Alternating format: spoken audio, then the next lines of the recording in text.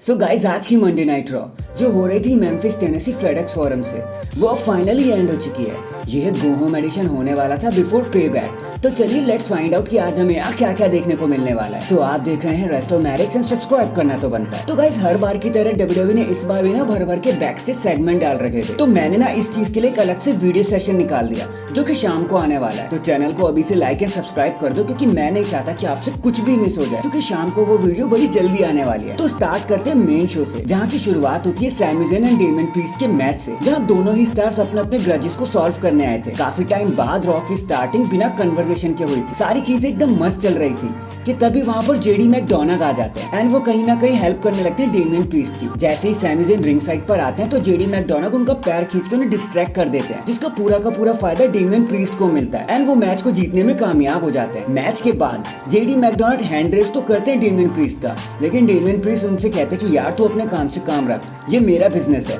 जिसके बाद वहाँ पे केविन ओवेंस आ जाते हैं एंड देन केओ एंड सैमी ज़ेन मिलकर तो जेडी के रास्ते ही लगा देते हैं, लेकिन डेमियन प्रीस्ट वहाँ पे खड़े होकर सिर्फ देखते रहते हैं। वो तो कोई हेल्प नहीं करते जेडी मैकडोनाल्ड की। देन एलए नाइट का थीम सॉन्ग प्ले होता है एंड हमें पता चलता है कि वो एलए नाइट नहीं है, वो द मिज है, जो पूरी तरीके से हूबहू एलए नाइट बन के आए हुए थे एकदम ड्रेसअप करके। फिर द मिज कहते हैं कि यार किस किस को फ्री में एलए नाइट के मर्चेंडाइज चाहिए, गिव मी अ हेल या। ओ नहीं, सिर्फ ये है। जैसे ही सारे लोग हाँ बोलने लगते हैं तो द मिज एलए नाइट के बैक पर लात मार के उसे बाहर फेंक देते हैं और कहते हैं कि यार बंद करो ये बकवास, ये फालतू का कैच फ्रेज मैं तो नहीं कहने वाला। तुम्हें तो ये भी नहीं पता कि किसको बू करना है एंड किसके साथ रहना है। खैर पेबैक में ये सारी पार्टी मैं खत्म कर दूंगा एलए नाइट के लिए एंड उसके पास सिर्फ 5 दिन है खुद को बचाने के लिए। एंड देन ये सेगमेंट यहीं पर खत्म हो जाता है। फिर हमें new day versus Viking readers के बीच में भी एक मैच देखने को मिलता है, जहाँ रिंग साइड पर Drew McIntyre and Matt Riddle भी होते हैं। मैच के क्लोजिंग मोमेंट्स में वाइकिंग रेडर्स कॉफी किंगस्टन को ड्रू मैकिंटायर के ऊपर ही फेंक देते हैं, जिसके बाद ड्रू मैकिंटायर गुस्से में आकर एक चेयर फेंकते हैं वाइकिंग्स के ऊपर, बट वाइकिंग्स वहां से हट जाते हैं, वो चेयर लग जाता है एक्सेवियर वुड्स को। इसी का फायदा उठाकर वाइकिंग पिनफॉल विक्ट्री लेने में कामयाब हो जाते हैं। चलो ठीक है यार,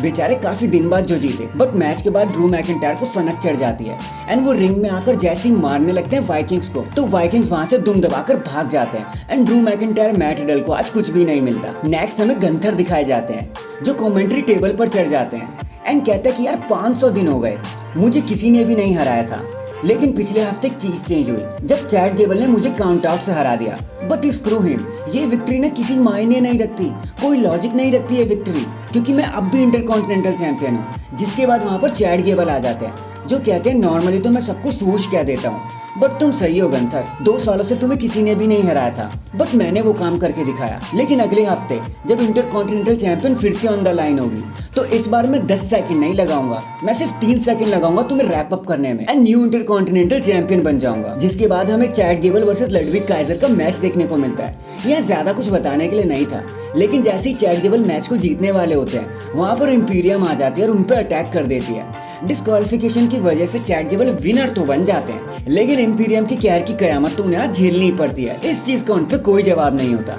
फिर हमें सेथ फ्रीकिंग रॉलिंस देखने को मिलते हैं जो कहते हैं याओ वी वाओ वी, welcome to the Monday Night Raw. ये तो सीधा सीधा ट्रिब्यूट था ब्रे वाइट के लिए। वो कहते हैं मैंने नाकामुरा को वो दिया जो उन्हें चाहिए था, मतलब वर्ल्ड हेवीवेट चैंपियनशिप, तो अब नाकामुरा को भी मुझे वो देना चाहिए जो मुझे चाहिए। अगर वो मुझे मारना पीटना चाहते ना तो मर्द की तरह सामने आए और आज वो काम करके दिखा दे। लेकिन नाकामुरा तो वहाँ पर नहीं आते। सेथ जैसे ही जाने वाले होते हैं ना तो एक वीडियो पैकेज में हमें नाकामुरा दिखाए जाते हैं जो कहते हैं कि I am sorry Becky Lynch, मेरी वजह से तुम्हारे हस्बैंड ठीक से उठ नहीं पाते, बच्चों के साथ खेल नहीं पाते और कुछ भी नहीं कर पाते। एंड सी पे बैक में तो सेथ रॉलिंस को मैं बर्बाद करके रख दूंगा, वहां तो वो चैंपियनशिप को भी नहीं उठा पाएंगे।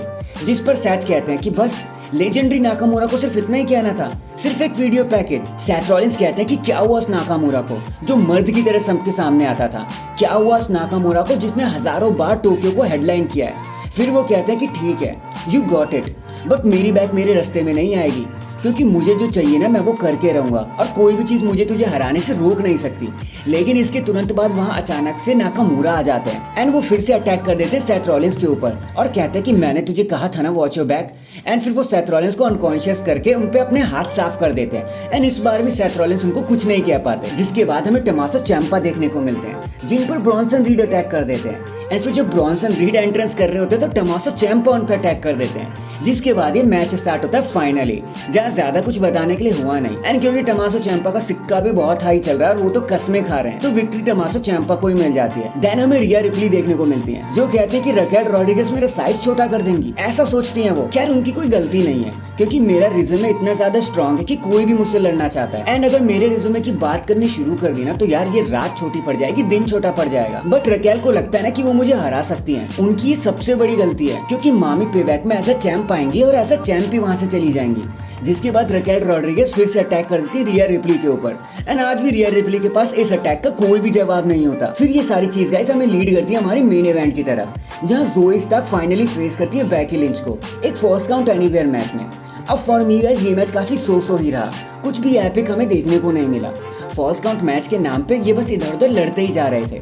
हाँ, ट्रिश स्ट्रेटस ने काफी ज्यादा मदद करी ज़ोई स्टार्क की कि वो मैच को जीत जाए, लेकिन इन दी एंड बेकी लिंच का सिक्का काफी ज्यादा हाई चलता है एंड वो मैच को जीतने में कामयाब हो जाती है।